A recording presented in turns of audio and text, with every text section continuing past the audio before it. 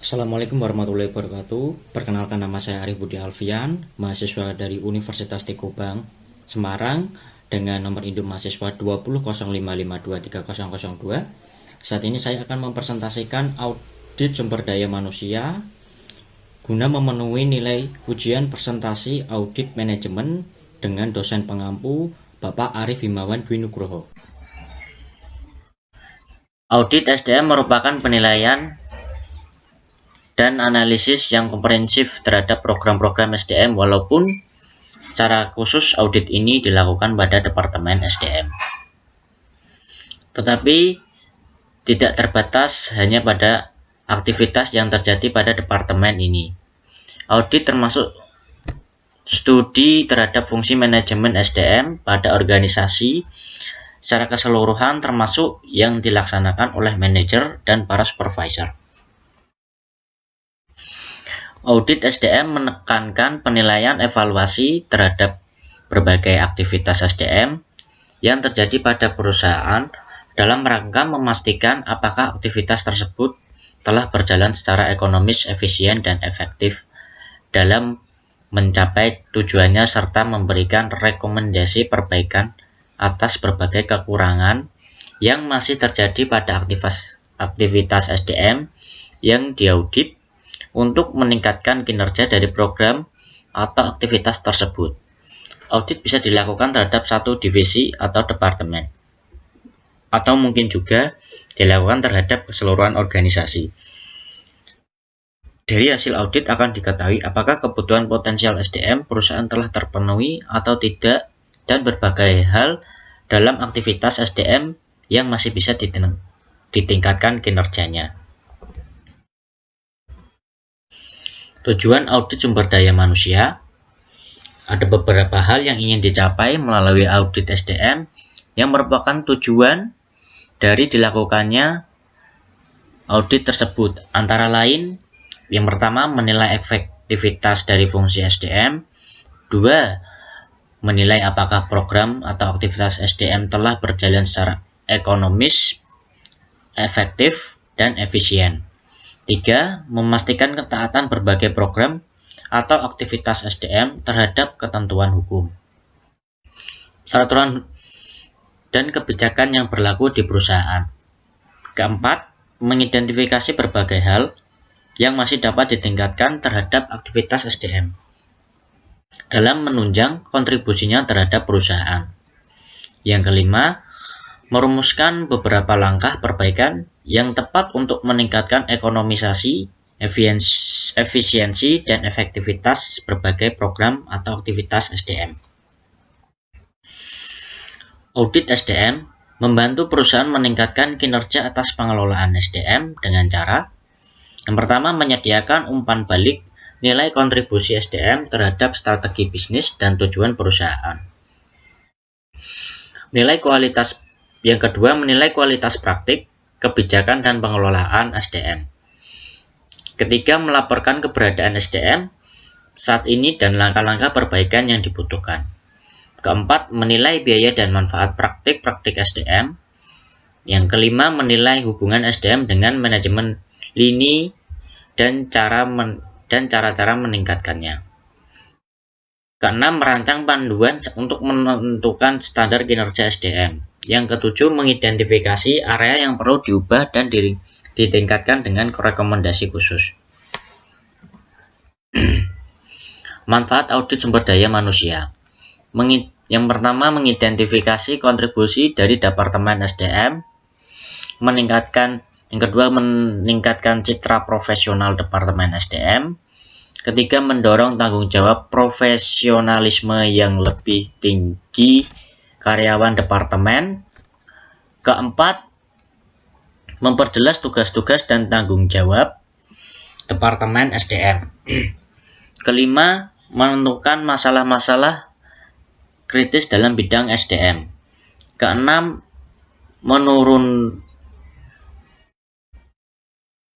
menurunkan biaya SDM melalui prosedur SDM yang lebih efektif. Ketujuh, meningkatkan keinginan untuk berubah dalam Departemen SDM. Dan yang terakhir, memberikan evaluasi yang evaluasi yang cermat terhadap sistem informasi SDM. Pendekatan audit sumber daya manusia, ada 3 pendekatan utama dalam audit SDM yang umum digunakan, yaitu 1. Menentukan ketaatan pada hukum dan berbagai peraturan yang berlaku. 2. Mengukur kesesuaian program dengan tujuan organisasi. 3. Mengukur kinerja program. Yang pertama, untuk poin menentukan ketaatan pada hukum dan peraturan yang berlaku, audit menekankan penilaian bagaimana perusahaan menetapkan berbagai aturan dan kebijakan yang secara internal berlaku di perusahaan. Apakah sesuai dengan aturan dan hukum ditetapkan pemerintah sebagai pemegang otoritas, dan apakah setiap komponen dalam organisasi menjalankan aktivitasnya sesuai dengan aturan dan kebijakan tersebut. Manajemen puncak harus menyadari bahwa manajer di setiap tingkat berkewajiban untuk mentaati peraturan dan ketentuan hukum yang berlaku. Berbagai peraturan telah dikeluarkan pemerintah berkaitan dengan ketenagakerjaan seperti Undang-Undang Nomor 13 Tahun 2003 tentang ketenagakerjaan dan berbagai peraturan lain yang merupakan penjabaran dari undang-undang tersebut. Peraturan ini mengatur tentang hak dan kewajiban perusahaan terhadap tenaga kerja dan pemerintah sebagai pihak pemberi kerja, serta hak dan kewajiban tenaga kerja terhadap perusahaan sebagai pihak yang memberikan jasanya kepada perusahaan, dan bagaimana kedua belah pihak sama-sama menjaga hubungan yang harmonis sehingga tujuan karyawan dan perusahaan dapat tercapai dengan baik. Perusahaan harus mampu membuat berbagai kebijakan dan peraturan yang secara internal ditetapkan pada perusahaan tersebut dengan tetap mentaati peraturan yang ditetapkan oleh pemerintah. Berbagai program seperti peningkatan kesejahteraan karyawan, keselamatan kerja, peningkatan keterampilan dan keahlian karyawan sering menjadi sorotan audit. Di samping itu, yang tidak kalah pentingnya perlu untuk diaudit adalah bagaimana karyawan melaksanakan kewajiban dan tanggung jawabnya secara profesional dalam kerangka aturan dan kebijakan yang telah ditetapkan perusahaan.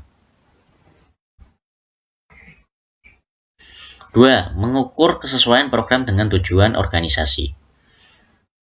Semakin pentingnya arti produktivitas karyawan, berbagai perusahaan menjadi manajemen puncak memberikan perhatian yang lebih baik kepada Departemen SDM.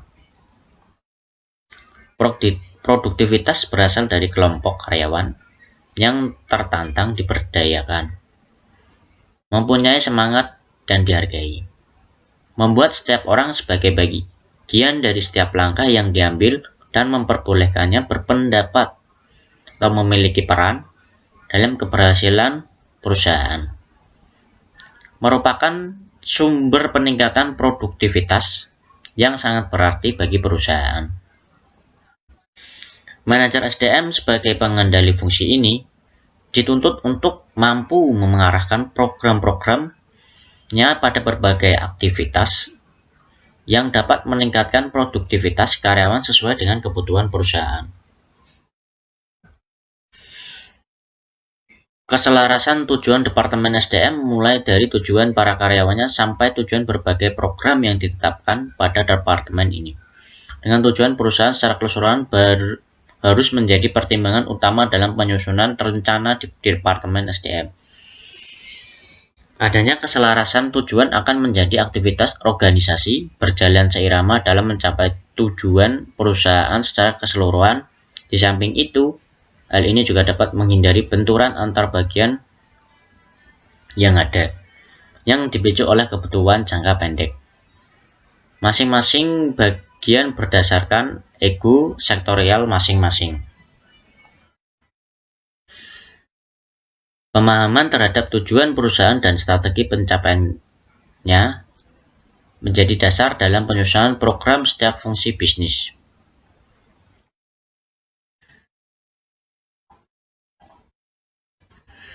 Tren yang berkembang saat ini di mana SDM adalah sumber kekuatan yang bersaing perusahaan, menantang manajer SDM untuk berinovasi dalam menciptakan model pengelolaan SDM yang tepat sesuai dengan strategi yang telah ditetapkan.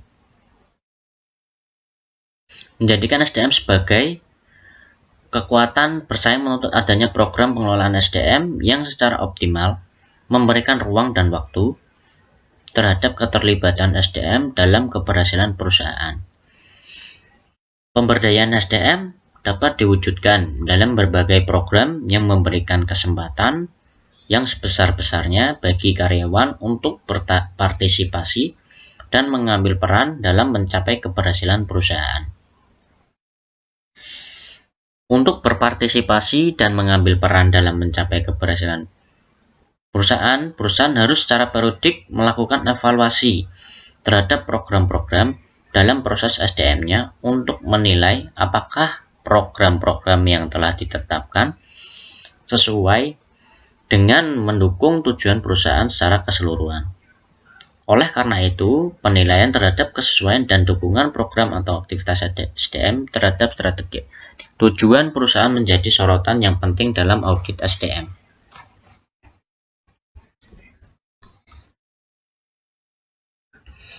3. Mengukur kinerja program.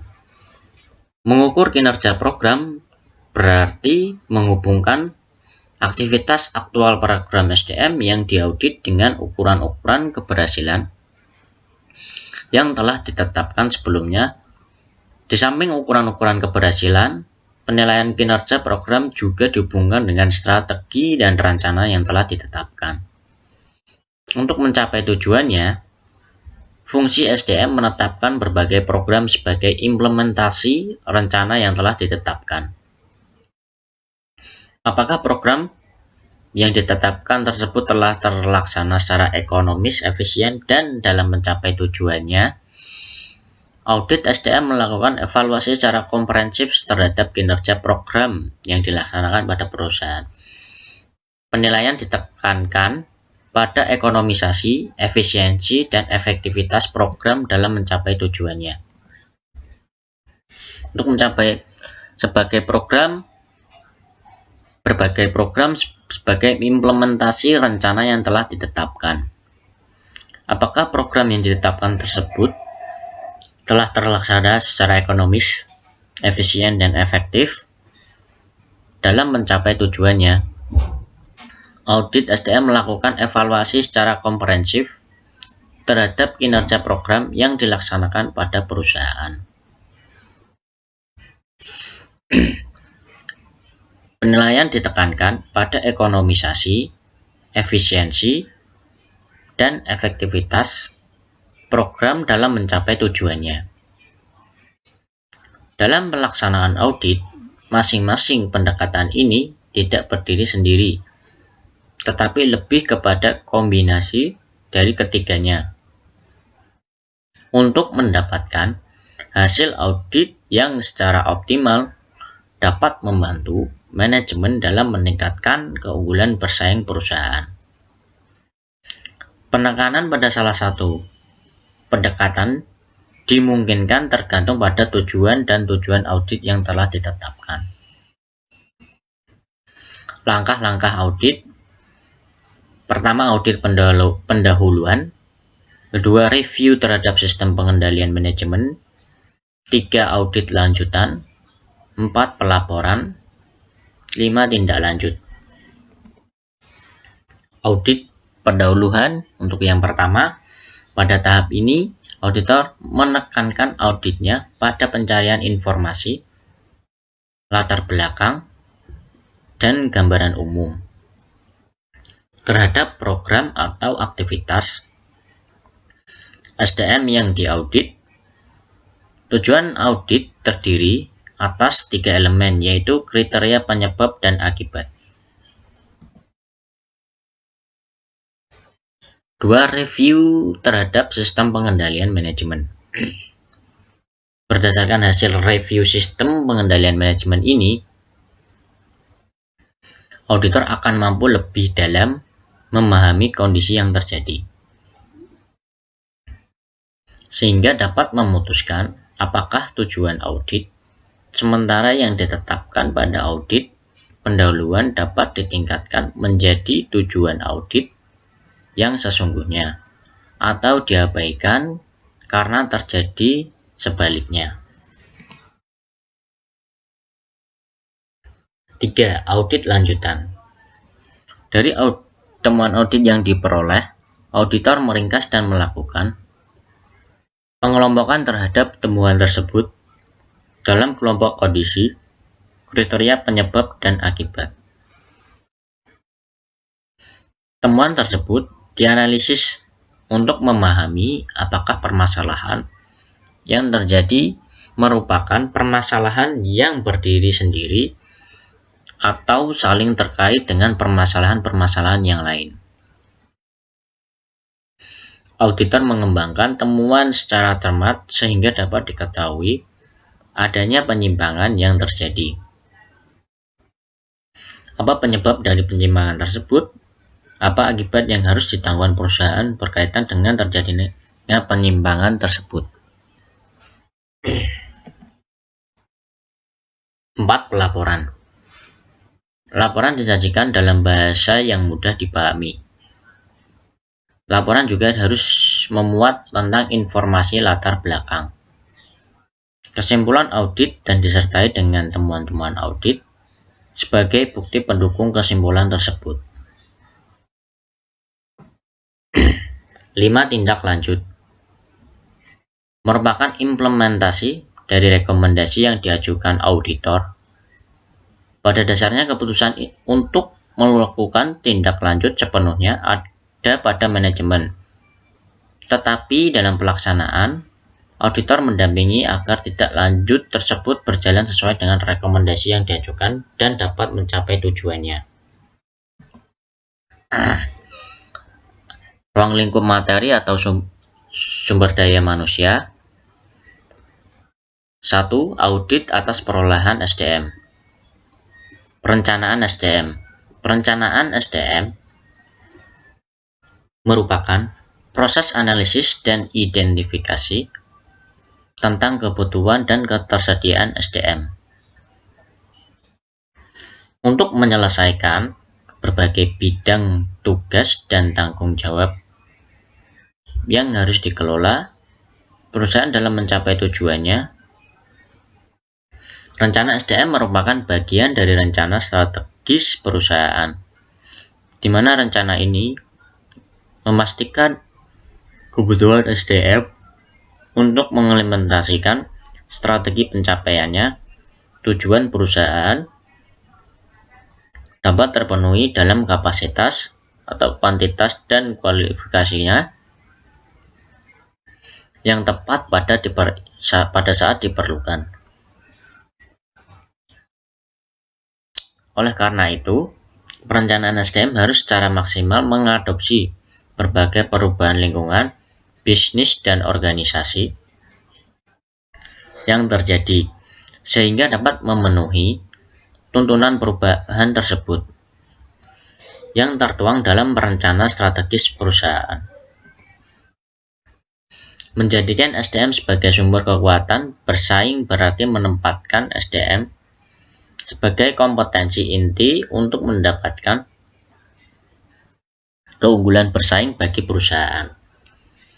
Menjadikan SDM sebagai kompetensi inti dapat dilakukan dengan menarik dan mempertahankan tenaga kerja yang memiliki profesionalisme dan kemampuan khusus,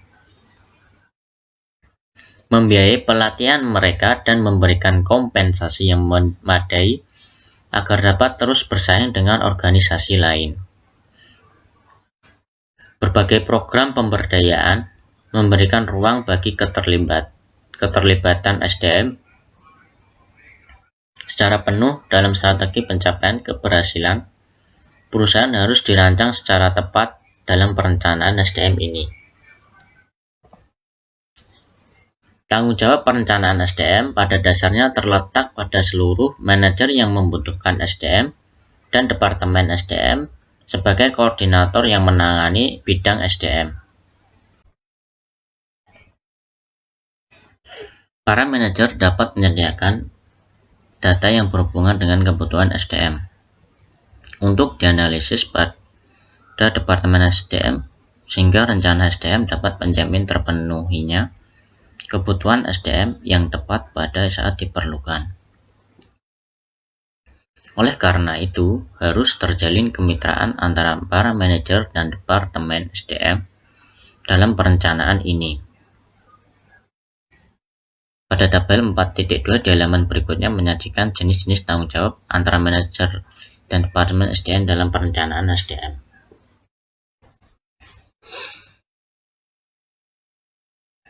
Tahapan dalam proses perencanaan SDM diawali dengan mempertimbangkan tujuan dan strategi perusahaan, tingginya intensitas persaingan dan perubahan lingkungan bisnis untuk memberikan yang terbaik bagi pelanggan atau customer focus, berdampak pada perubahan strategi perusahaan dalam mencapai tujuannya. Organisasi bisnis saat ini harus melakukan berbagai perubahan agar bisa eksis di pasar dengan memberikan manfaat atau nilai yang lebih besar dari apa yang telah dikorbankan pelanggan. Memaksimalkan nilai pelanggan atau customer value dapat dicapai melalui efisiensi pada seluruh operasi perusahaan tanpa mengobarkan kualitas atau sesuai dengan standar yang telah ditetapkan. Pada kondisi ini, perusahaan harus menjamin operasinya bebas dari aktivitas yang tidak menambah nilai non-value added activity yang merupakan sumber pemborosan pada berbagai aspek. Menanggapi hal ini, analisis pekerjaan harus dilakukan untuk mengumpulkan dan menganalisis informasi tentang isi pekerjaan dan kebutuhan SDM, serta di mana pekerjaan dilaksanakan. Hasil dari analisis pekerjaan ini adalah perusahaan memiliki uraian pekerjaan, spesifikasi pekerjaan, dan standar kinerja yang baru yang sesuai dengan strategi pencapaian tujuan perusahaan. Hasil dari perencanaan SDM menjadi panduan dari berbagai program atau aktivitas SDM yang akan dilaksanakan perusahaan di masa depan. Secara keseluruhan, program-program tersebut ditujukan untuk memenuhi kebutuhan SDM perusahaan, meningkatkan kemampuan SDM dalam melaksanakan wewenang serta tanggung jawabnya, serta memberi kepuasan kerja melalui pemenuhan kebutuhan karyawan, baik yang bersifat finansial maupun non-finansial. Beberapa tujuan yang ingin dicapai melalui perencanaan SDM menunjukkan komitmen fungsi SDM dalam pencapaian tujuan perusahaan secara keseluruhan melalui yang pertama, penentuan kuantitas dan kualitas SDM yang akan mengisi semua formasi di dalam perusahaan. 2. Menjamin terjadinya SDM saat ini yang akan datang, sehingga setiap pekerjaan ada yang mengerjakan dan mempertanggungjawabkannya. 3. Menghindari terjadinya mismanagement dan tumpang tindih dalam pelaksanaan tugas. 4. Memudahkan koordinasi integrasi dan sinkronasi pengelolaan SDM sehingga produktivitas kerja meningkat. 5. Menghindari kekurangan atau kelebihan SDM. 6. Memberikan pedoman bagi setiap program atau aktivitas SDM. 7. Memberikan dasar untuk melakukan evaluasi terhadap karyawan. Sementara Manfaat dari perencanaan SDM meliputi: pertama, perusahaan dapat memanfaatkan secara optimal SDM yang sudah ada di perusahaan. Dua, meningkatkan efektivitas kerja. Tiga, meningkatkan produktivitas kerja karyawan. Empat, tersedianya SDM yang memenuhi kualifikasi untuk memegang wewenang dan tanggung jawab yang lebih besar di masa yang akan datang. 5. Menyediakan dasar penyusunan program SDM bagi fungsi SDM. Sementara manfaat dari perencanaan SDM meliputi: perusahaan dapat memanfaatkan secara optimal SDM yang sudah ada di perusahaan, meningkatkan efektivitas kerja, meningkatkan efektivitas produk kerja karyawan,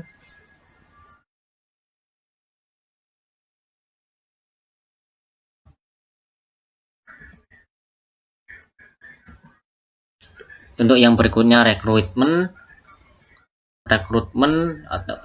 meliputi upaya pencarian sejumlah calon karyawan yang memenuhi syarat dalam jumlah tertentu, sehingga dari mereka perusahaan dapat menyeleksi orang-orang yang paling tepat untuk mengisi lowongan pekerjaan yang ada. Kegiatan kunci dalam pelaksanaan rekrutmen adalah sebagai berikut. 1. Menentukan kebutuhan jangka pendek dan jangka panjang pada setiap bidang atau jenis pekerjaan dan levelnya dalam perusahaan. 2. Terus berupaya mendapatkan informasi tentang perkembangan kondisi pasar tenaga kerja. 3. Menyusun bahan-bahan rekrutmen yang efektif.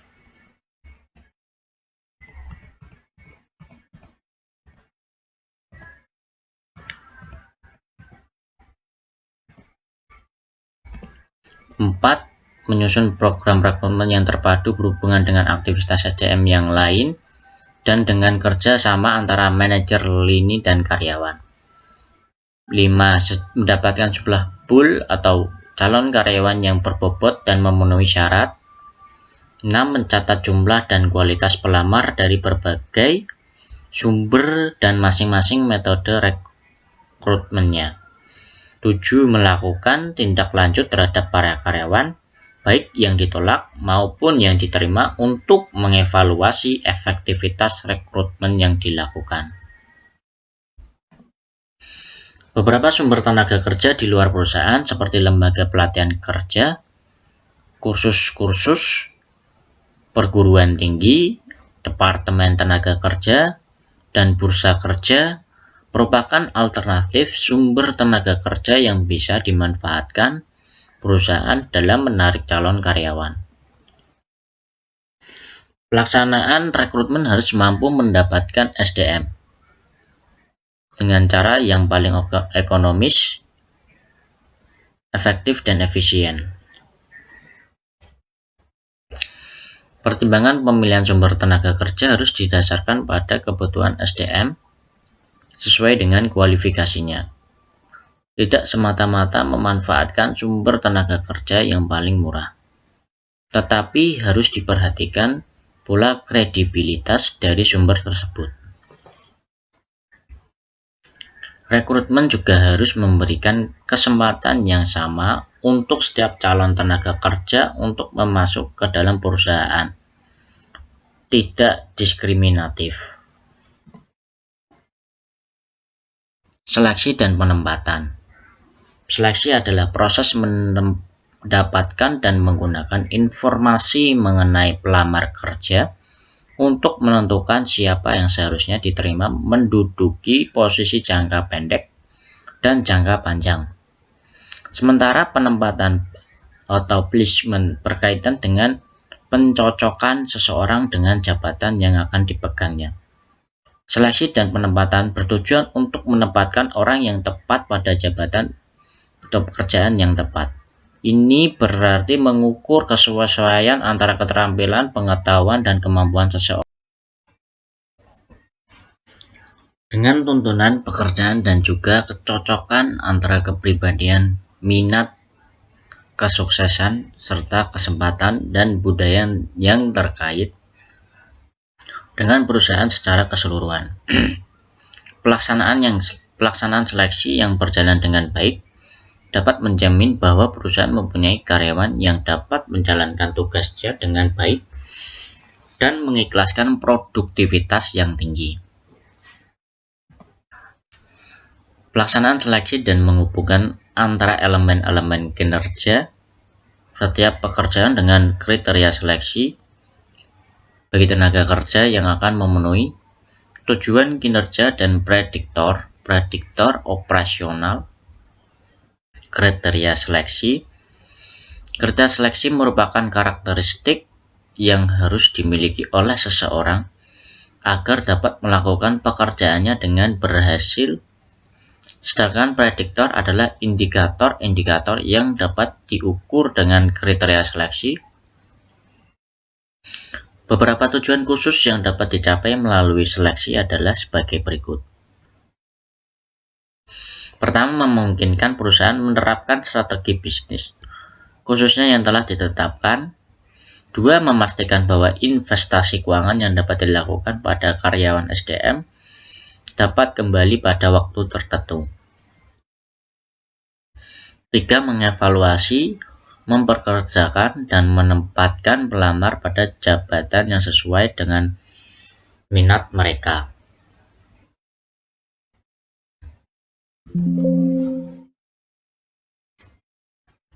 4. Memperlakukan pelamar secara adil atau tidak diskriminatif. 5. Memperkecil kerugian yang mungkin terjadi sebagai akibat dari kesalahan dalam menerima dan menempatkan karyawan.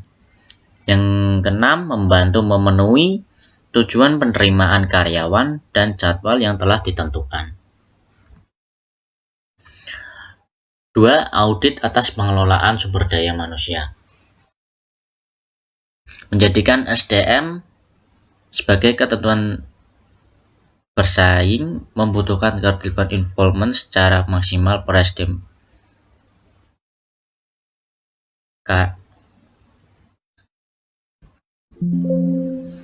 Secara maksimal peran SDM dalam strategi keunggulan bersaing perusahaan. Pemberdayaan karyawan, employee empowerment harus menjadi fokus dalam pengelolaan SDM. Dari sudut pandang manajer, pemberdayaan SDM merupakan harus memberikan kesempatan kepada SDM untuk memampukan dirinya dalam merencanakan, mengimplementasikan, dan mengendalikan pekerjaan yang menjadi bertanggung jawabnya. Sementara jika ditinjau dari sudut karyawan, pemberdayaan SDM merupakan proses untuk meningkatkan kemampuan atau keandalan dirinya agar dipercaya oleh manajer dalam merencanakan, mengimplementasikan, dan mengendalikan pekerjaan yang menjadi tanggung jawabnya. Pola pikir pemberdayaan dalam pengelolaan SDM dapat memberikan dampak positif dalam meningkatkan kontribusi SDM kepada perusahaan dan tercapainya keselarasan tujuan. Karena pemberdayaan SDM juga secara proporsional memperhatikan kebutuhan karyawan dalam meningkatkan kepuasan kerja karyawan. Pelatihan dan pengembangan karyawan. Pelatihan dan pengembangan karyawan bertujuan untuk meningkatkan kemampuan SDM dalam melaksanakan tugas dan tanggung jawabnya, baik saat ini maupun di masa yang akan datang. Pelatihan menekankan pada peningkatan keterampilan dan kemampuan SDM dalam melaksanakan tugas dan tanggung jawabnya saat ini. Sedangkan pengembangan SDM lebih menekankan pada peningkatan kinerja SDM di masa yang akan datang. Setiap perusahaan membutuhkan pelatihan bagi SDM-nya. Maka setiap perusahaan memiliki program pelatihan bagi karyawannya. Agar pelatihan dapat berjalan secara ekonomis, efektif, dan efisien, maka diperlukan identifikasi terlebih dahulu terhadap kebutuhan pelatihan sebelum program pelatihan tersebut ditetapkan. Identifikasi kebutuhan pelatihan dapat dilakukan dengan cara 1. Menentukan keterampilan apa yang dibutuhkan karyawan agar memiliki kinerja yang baik sesuai dengan yang dibutuhkan dalam strategi pencapaian tujuan perusahaan. Kedua, melakukan penilaian secara periodik untuk mengidentifikasi topik yang tepat untuk pelatihan. 3. Melakukan proses identifikasi secara terus-menerus yang meliputi penilaian terhadap kursus atau pelatihan yang telah selesai dilaksanakan dan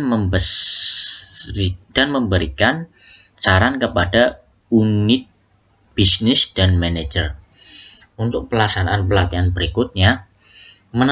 Yang keempat, menentukan tolak ukur atau benchmarking pada industri yang sama terhadap pelatihan yang dilakukan dan keberhasilannya dalam meningkatkan kinerja karyawan.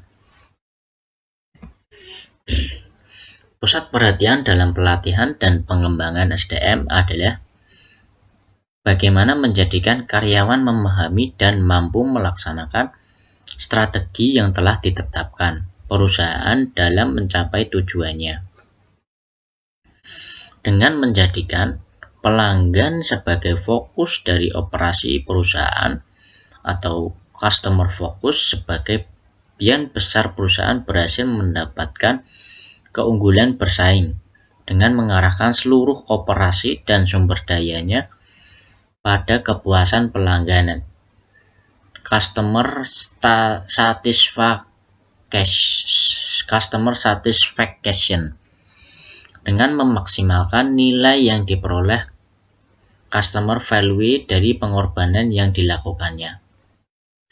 Pada operasi seperti ini, keseluruhan komponen dalam perusahaan harus memiliki kepedulian terhadap kualitas, baik produk, proses operasi, maupun pelayanan.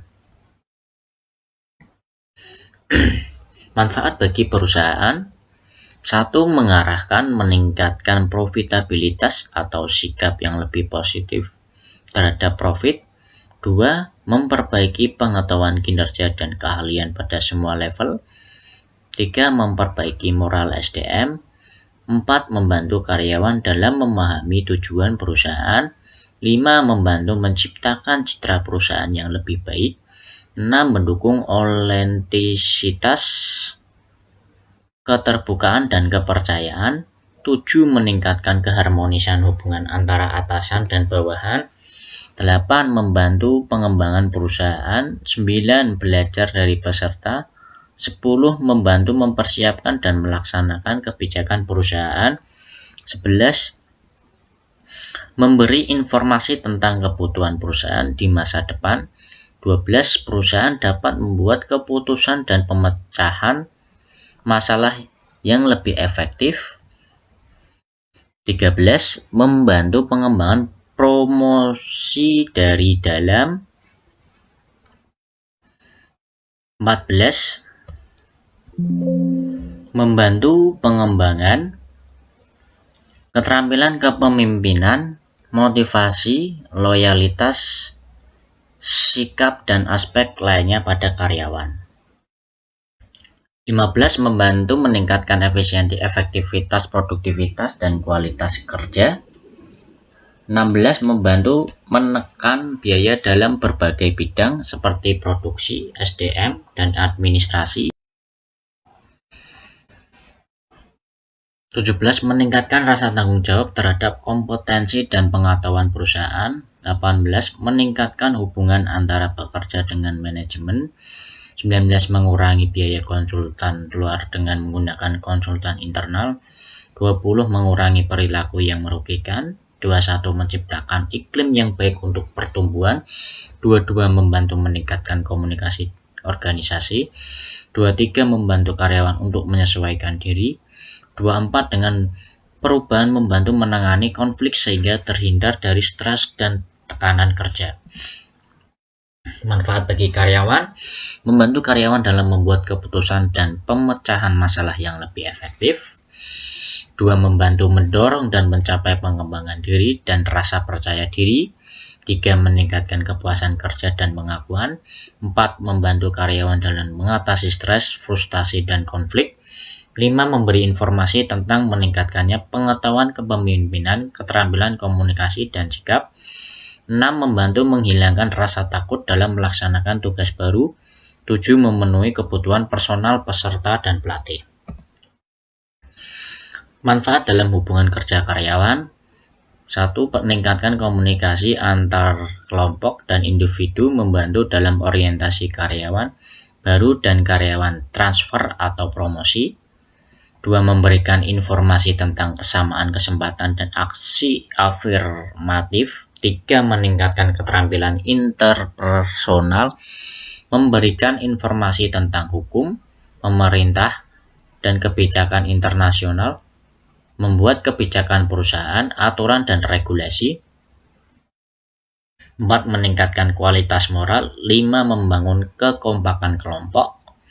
6. Memberikan iklim yang baik untuk belajar, pertumbuhan, dan koordinasi. 7. Membuat perusahaan dan menjadi tempat yang baik untuk bekerja dan hidup. Adapun tujuan dari pelatihan dan pengembangan secara garis besar adalah sebagai berikut. 1. Meningkatkan kuantitas dan kualitas output. 2. Menurunkan biaya kegagalan produk. 3. Menurunkan pemborosan dan penggunaan sumber daya. 4. Menurunkan kecelakaan kerja. 5. Menurunkan perputaran karyawan, tingkat absensi, dan meningkatkan kepuasan kerja. 6. Mencegah timbulnya rasa antipati atau a priori karyawan. Sedangkan efektivitas dari program pelatihan dalam mencapai tujuannya dapat dilihat dari beberapa aspek, antara lain validitas pelatihan, apakah peserta memperoleh keahlian, pengetahuan, dan kemampuan selama mengikuti pelatihan. 2. Transfer ilmu pengetahuan, apakah keahlian, pengetahuan, dan kemampuan yang diperoleh selama pelatihan dapat meningkatkan kinerja karyawan dalam melaksanakan tugas dan tanggung jawabnya. 3. Validitas interorganisasional, apakah kinerja kelompok yang mengikuti program pelatihan di perusahaan yang sama dapat dibandingkan dengan kinerja kelompok sebelumnya. Apakah suatu program pelatihan yang ditetapkan pada suatu perusahaan juga berhasil di perusahaan yang lain. Kompensasi dan balas jasa. Kompensasi adalah sesuatu yang diterima karyawan sebagai pengganti atau imbalan atas kontribusi yang telah diberikan karyawan kepada perusahaan. Hal ini merupakan salah satu bentuk pelaksanaan fungsi manajemen SDM yang berhubungan dengan semua jenis pemberian penghargaan individual atas jasa, keahlian atau pekerjaan, dan kesetiaan karyawan kepada bisnis perusahaan. Kompensasi dibedakan menjadi 2 kelompok besar, yaitu kompensasi finansial dan non-finansial. Perusahaan harus memiliki manajemen kompensasi yang bisa mendukung peningkatan kinerja perusahaan melalui terpenuhinya kebutuhan karyawan. Manajemen kompensasi yang baik akan dapat menjaga dan mempertahankan karyawan dengan baik.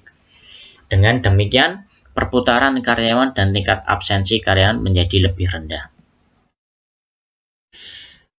Perusahaan harus memiliki manajemen kompensasi yang bisa mendukung peningkatan kinerja perusahaan melalui terpenuhnya kebutuhan karyawan. Manajemen kompensasi yang baik akan dapat menjaga dan mempertahankan karyawan dengan baik. Dengan demikian, perputaran karyawan dan tingkat absensi karyawan menjadi lebih rendah.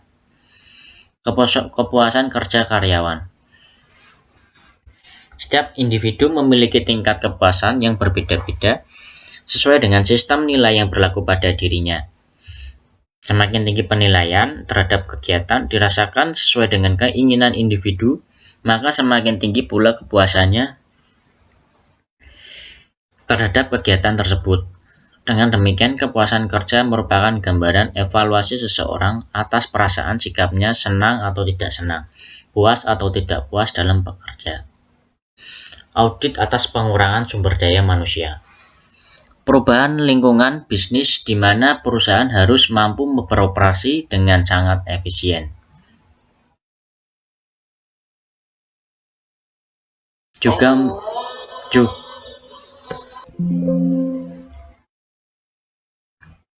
menuntut perusahaan untuk melakukan perubahan dalam organisasinya. Kemungkinan yang sering terjadi adalah kebijakan untuk melakukan restrukturisasi yang memungkinkan hilangnya beberapa jabatan karena jabatan tersebut sudah tidak efektif lagi untuk dipertahankan dan fungsi-fungsinya bisa dilaksanakan oleh jabatan lain yang saat ini tetap dipertahankan. Sebagai akibat dari restrukturisasi ini, pengurangan tenaga kerja merupakan konsekuensi logis yang harus terjadi. Hal ini dapat menimbulkan kekhawatiran dan keresahan karyawan, terutama yang merasa prestasinya tidak istimewa, tidak memiliki keterampilan yang menonjol dibandingkan dengan karyawan lain, dan berbagai kekurangan lain. Akan kehilangan posisi atau pekerjaan karena pengangguran tenaga kerja dapat berupa pemutusan hubungan kerja. Pengurangan tenaga kerja merupakan keputusan yang tidak berdiri sendiri. Berbagai kepentingan perusahaan harus diselamatkan agar perusahaan bisa bertahan hidup atau survive dan ikut bermain dalam persaingan yang sangat tinggi intensitasnya.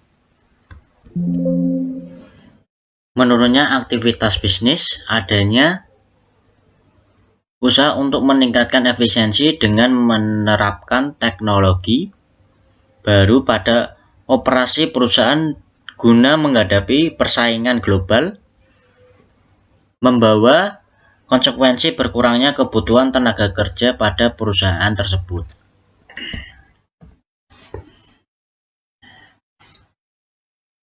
Berikut tentang presentasi saya. Apabila ada salah kata dan salah slide, mohon maaf. Semoga presentasi ini dapat membantu semua orang dalam berbagai pengetahuan. Saran saya untuk Universitas Tikuban, semoga dalam semester depan sudah bisa offline untuk kelas DLC dan Unisbank semakin jaya, maju, dan sejahtera. Sekian presentasi dari saya. Mohon maaf dan terima kasih. Assalamualaikum warahmatullahi wabarakatuh.